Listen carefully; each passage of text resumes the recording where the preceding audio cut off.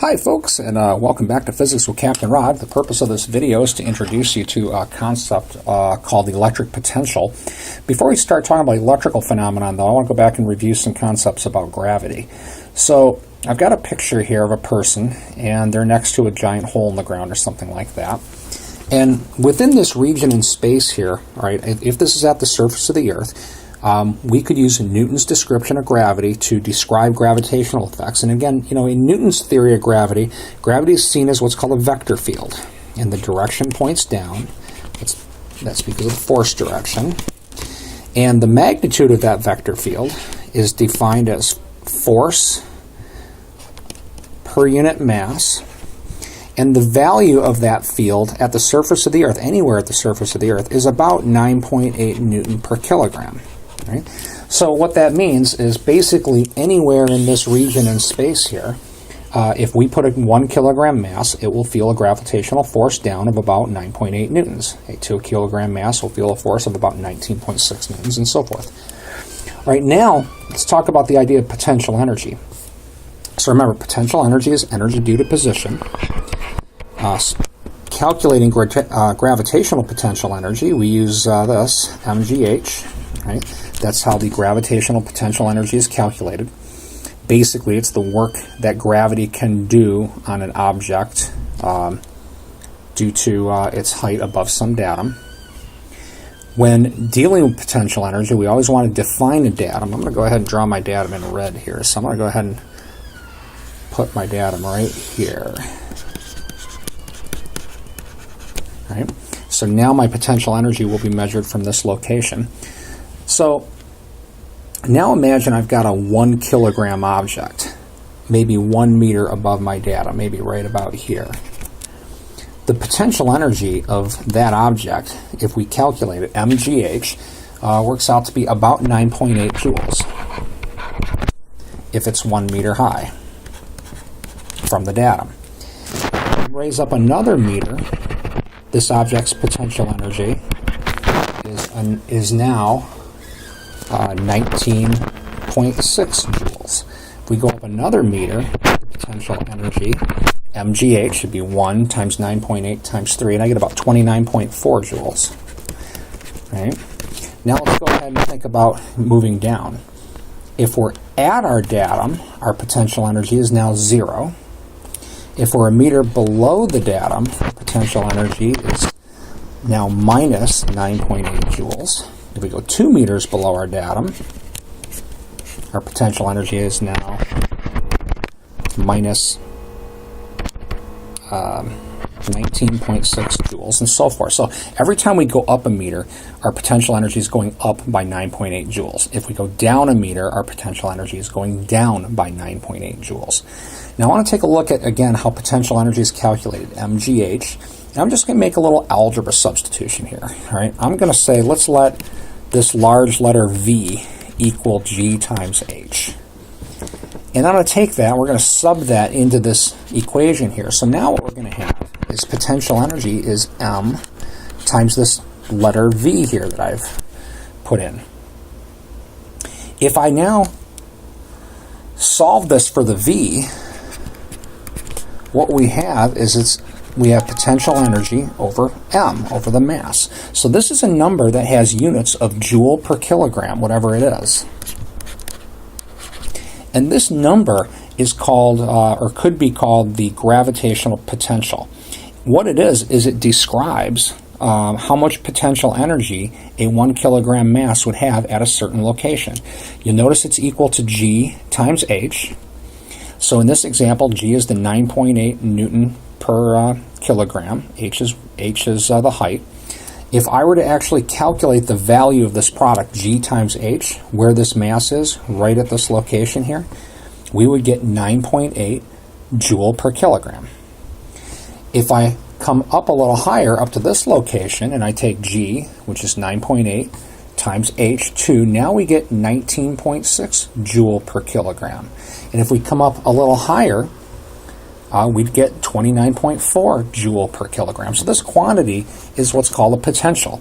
In this case, it's actually a gravitational potential. Let me get back to that 29.4 joule per kilogram. As long as I am at a height 3 meters above my datum, which would be basically anywhere along this dashed line, my potential is about 29.4 joule per kilogram. That means that a 1 kilogram object placed anywhere at that height would have a potential energy of about 29.4 joules. A 2 kilogram object will have double that potential energy, and so forth. The potential at this height is the 19.6 joule per kilogram. And then if I go 1 meter off the ground, the potential is the 9.8 joule per kilogram. Right? At our datum, our potential is 0, which is perfectly fine. If we go down below our datum, now our potential is negative 9.8 joule per kilogram, and so forth. Now, some things I like to point out. 1, the potential tells us about potential energy. If you know the potential at a location, you can find the potential energy simply by multiplying by mass, because this is how they're related. Right, look at this equation here. If I know the potential, I know the mass, I can calculate the potential energy. Right. Some properties of the electric potential. Notice that like in this little area right here, notice that the gravitational field vector I drew makes a right angle with the potential. Right? And notice that that's true all along here. In fact, it's true anywhere I draw a gravitational field vector on this page. This line, and it's not really a line, it's actually a surface because it also comes at you. Anywhere on that line, the potential is 19.6 joules. Or anywhere on that surface. So that surface is called an equipotential. This surface, and again, you got to imagine a surface coming out at you. That's another equipotential, 9.8 joule per kilogram, and so forth. So there's a little bit about potentials. In this case, gravitational potential. I'm going to talk about electric potential in a minute, but some important properties. The potential really is created in this case because of the gravitational field. The potential always makes a right angle to the field. Equipotentials are surfaces of constant potential. Potential will be 0 wherever your datum is, which is perfectly fine. Like gravity, you can define a 0 for potential anywhere you want. And again, it's important to notice in this example that as I move down with the field, you are decreasing in potential. If you move up, you are increasing in potential. And if I move sideways, there's no change in potential. So that's a little bit about gravitational potential. I'm going to pause this, change my picture, and now talk a little bit about electric potential.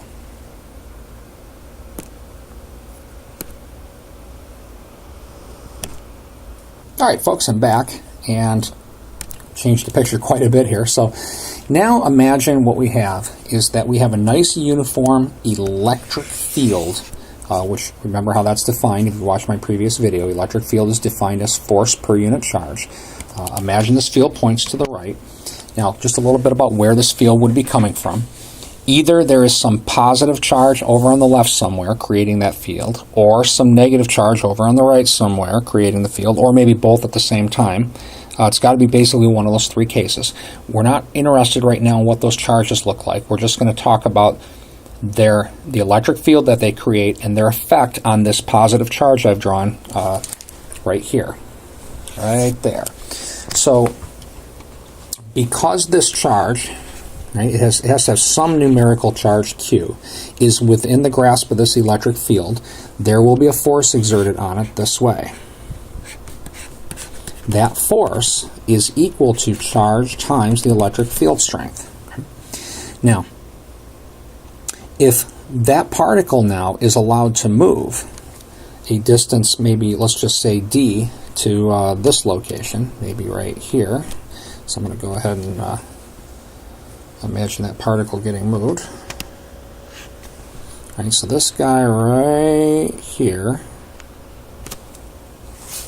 I'm going to copy it and paste it. And so what I want you to imagine is this particle now getting moved to this position right here. Right? The entire time, imagine that this force is acting on it. Right? And we're going to give this distance a name. Let's call this distance d here. Right? Now, as this happens, the electric field is doing work, and the work done by the electric field is going to equal the force, which we can write Q times E, times the distance, d. And that work is positive, because the force is in the direction of motion. Now, the electric field is the type of force that you can define a potential energy for. It's what's called a conservative vector field. So when you're dealing with potential energies and work, basically it works like this. The change in potential energy of the system is equal to the opposite of the work done by the field. So in this case, the change in potential energy would be minus QED. The minus sign is indicating that the potential energy is going down. So the potential energy terms themselves look like this. The potential energy of a particle is equal to charge times field strength times distance, right? Now, if we move to the right in this example, we're dropping in potential energy by an amount QED. If we move left, we're going up in potential energy by an amount Q times E times D. You'll notice this equation is very similar to mgh. M is a property of the object, G is a field vector, H is a distance. And when I look here, Q, property of this object, E, the electric field in this region, and D, whatever distance I move with or against the field. So we can now talk about the potential energy of this particle within a field, QED. And similar to gravity, we would define a datum for that. So I may put a datum maybe here. I'm going to go ahead and do my datum in blue. So the datum for this problem might look something like this. Anytime we move to the right, we would be dropping in potential energy. Anytime we move to the left, we're increasing in potential energy. So this object, if I were to move it to this location right here, right, it would have a potential energy equal to mg times d, however far I move it. Right, that number would be positive. When the object is on the blue line, its potential energy is 0. When the object is over to the right somewhere, its potential energy is negative. Now, very similar to in the gravity example, I can make a quick little algebra substitution here. I'm going to say, right, let this capital letter V equal ED. This potential energy equation can now be written Q times V. And if I solve this for V, I get a number that's equal to potential energy per unit charge. And that's what electric potential is. Electric potential is defined as potential energy per unit charge. I'll go ahead and write that out. So it has units of joule per coulomb. Right now, the electric potential has its own special unit, like a lot of things in physics do. 1 joule per coulomb is called 1 volt. Now, the electric potential itself, when you calculate it, again, go back to my little algebra substitution here, basically E times D. The electric potential depends on field strength and distance. However, the distance has to be in the direction of the field. When you move up or down in this example, you're not changing a potential. It would be analogous to in the gravity example. If you were to walk horizontally through a room, your head is not changing the potential energy. Or maybe, as you walk through the room, maybe with a coffee cup in your hand. The coffee cup is not changing significantly in potential energy unless you lift the cup or drop the cup. In a similar sense here, if I were to draw a line like this, all points on that line are at the same potential. If I move further to the left, I'm moving towards higher potential. I can draw another line similar to this. Right? These lines I'm drawing are referred to as equipotentials because they're lines where the potentials are the same everywhere. And I can draw some to the right as well. Right? So in this example that I have drawn, my zero potential is in blue. If I move to the right, I'm dropping in potential. If I move further to the right, I'm dropping further in potential and so forth. So all the potentials over here on the right would be negative numbers. Moving to the left, again, blue being the zero potential. If I move over here now, I'm at a positive potential. And if I move further to the left, I'm at an even higher potential. So just to make up a number here, let's say that the electric field in this example were 1 Newton per Coulomb. And let's say that these distances were 1 meter. Then the potential difference between these lines is about 1 volt. That would make this 0 volts. This would be negative 1 volt. This would be negative 2 volts. As I move to the left, this would be positive 1 volt, positive 2 volts, positive 3 volts, and so forth. So anytime I move left or right, I'm changing in potential. But if I move up or down in this example, I'm not changing in potential. In order to change in potential, you have to move either with the field or against the field. So here's what potential is. Electric potential is defined as potential energy per unit charge. Therefore, it has units of joules per coulomb. Its main use basically can be seen mathematically right here. Its main use is to relate charge to potential energy so that we can use it in the work energy theorem. If I know the potential and I know the charge at that potential, we can calculate a potential energy. Okay? And then how does it work mathematically? Well, you define a datum just like potential energy. If you're as you move with the field from that datum, you're dropping in potential. As you move up into the field, you're going up in potential. Let's see, other important points here for this video here. Equipotentials, right? These lines that I drew are lines of constant potential, and they're really not lines. Really, you should think of them as surfaces, because this could kind of come right out of the screen at you as well. So these are equipotential surfaces. Those are surfaces of constant potential. In this example, the equipotentials are flat.